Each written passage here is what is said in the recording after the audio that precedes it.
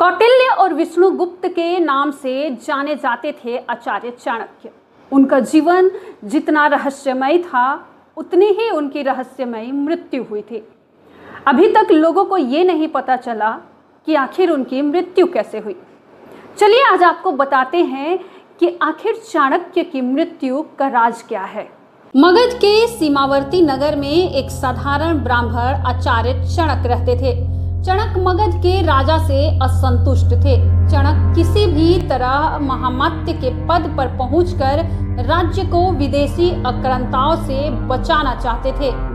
इसके लिए उन्होंने अपने मित्र अमात्य सक्टार से मंत्रणा कर धनानंद को उखाड़ फेंकने की योजना बनाई, लेकिन गुप्तचर के द्वारा महामात्य राक्षस और कात्यायन को इस षड्यंत्र का पता लग गया।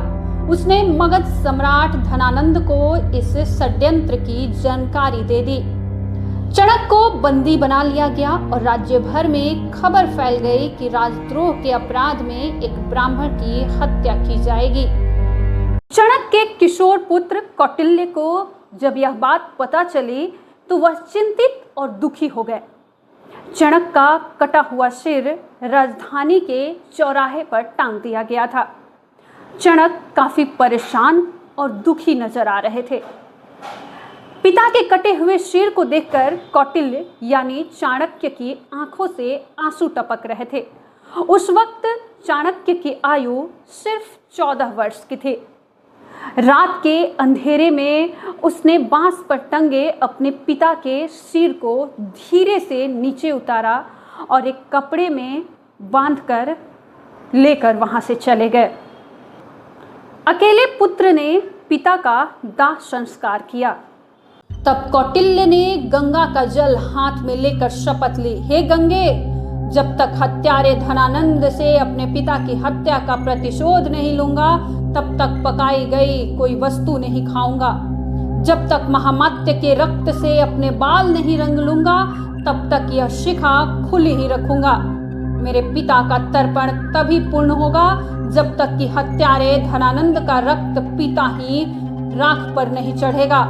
हे यमराज, धनानंद का नाम तुम अपने लेखे से काट दो। उसकी मृत्यु का लेख अब मैं ही लिखूंगा।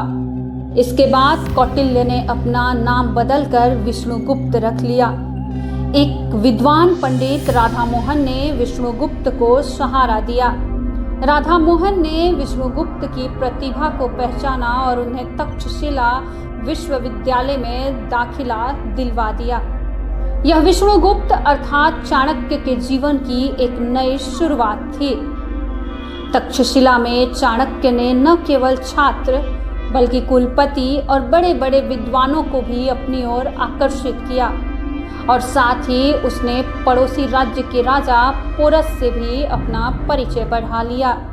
सिकंदर के आक्रमण के समय चाणक्य ने पोरस का साथ दिया। चाणक्य की हार और तक्षशिला पर सिकंदर के प्रवेश के बाद विष्णुगुप्त अपने गृह प्रदेश मगध चले गए और यहाँ से प्रारंभ हुआ उनका एक नया जीवन। उन्होंने विष्णुगुप्त नाम से सक्टार से मुलाकात की। पिता का मित्र सक्टार जो अब बेहद ही वृद्ध हो चले थे। चाणक्य ने देखा कि मेरे राज्य की क्या हालत कर दी गई है धनानंद की तरफ से। इधर विदेशियों का आक्रमण बढ़ता ही जा रहा था और इधर ये दुष्ट राजा नित्य मदिरा और हिंसा में डूबा हुआ है।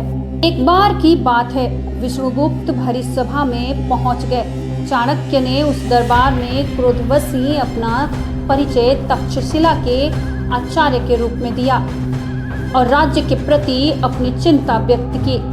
उन्होंने यूनानी आक्रमण की भी बात बताई और शंका जाहिर की कि यूनानी हमारे राज्य पर भी आक्रमण करने वाले हैं। इस दौरान उन्होंने राजा धनानंद को खूब खरी खोटी सुनाई और कहा कि मेरे राज्य को बचा लो महाराज। लेकिन भरी सभा में आचार्य चाणक्य का अपमान हुआ और उपहास उड़ाया गया।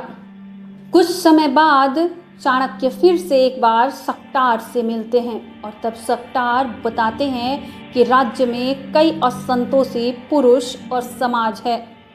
उनमें से एक है चंद्रगुप्त। चंद्रगुप्त मुरा का पुत्र है। किसी संदेह के कारण धनानंद ने मुरा को जंगल में रहने के लिए विवश कर दिया था। अगले दिन सकटार और चाणक्य ज्योतिष का वेश धरकर उस जंगल में पहुंच गए जहां मुरा रहती थी और जिस जंगल में अत्यंत ही भोले भाले लेकिन लड़ाकू प्रवृत्ति के आदिवासी और वनवासी जाति के लोग रहते थे। वहां चाणक्य ने चंद्रगुप्त को राजा का खेल खेलते हुए देखा। तब चाणक्य ने चंद्रगुप्त को अपने जीवन का लक्ष्य बना लिया और फिर शुरू हुआ चाणक्य का एक और नया अध्याय। कौटिल्य सिर्फ विश्वगुप्त अर्थात चाणक्य पुत्र चाणक्य ने तब चंद्रगुप्त को शिक्षा और दीक्षा देने के साथ ही भील आदिवासी और वनवासियों को मिलाकर एक सेना तैयार की और धनानंद के साम्राज्य को उखाड़ फेंक कर चंद्रगुप्त को मगध का सम्राट बनाया। बाद में चंद्रगुप्त के साथ ही उसके पुत्र बिंदुसार और पौत्र सम्राट अशोक को भी चाणक्य ने महामंत्री पद पर रखकर मार्गदर्शन दिया। आचार्य चाणक्य की मौत एक रहस्य है। इतिहासकारों में इसको लेकर मतभेद है। हालांकि कुछ शोधकर्ताओं द्वारा उनकी मृत्यु को लेकर 3 तरह की थ्योरी प्रस्तुत कर दी गई है।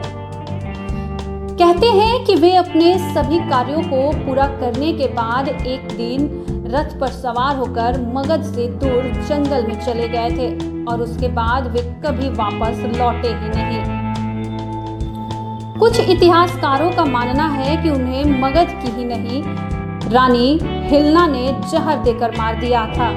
कुछ मानते हैं कि हिलना ने उनकी हत्या करवा दी थी। ऐसा कहा जाता है कि बिंदुसार के मंत्री सुबुंधु के षड्यंत्र के चलते सम्राट बिंदुसार के मन में यह संदेह उत्पन्न किया गया कि उनकी माता की मृत्यु का कारण चाणक्य थे। इस कारण धीरे धीरे राजा और चाणक्य में दूरी बढ़ती गई और एक दिन चाणक्य हमेशा के लिए महल छोड़कर चले गए। हालांकि बाद में बिंदुसार को इसका पछतावा हुआ। इतिहासकारों की बात करें तो उनके अनुसार बिंदुसार के मंत्री सुबुंधु में आचार्य चाणक्य को जिंदा जलाने की कोशिश की थी, जिसमें वो असफल हो गए थे। हालांकि ऐतिहासिक तथ्यों के अनुसार चाणक्य ने खुद प्राण त्यागे थे या फिर वे किसी षड्यंत्र का शिकार हुए थे, यह आज तक साफ नहीं हो पाया है।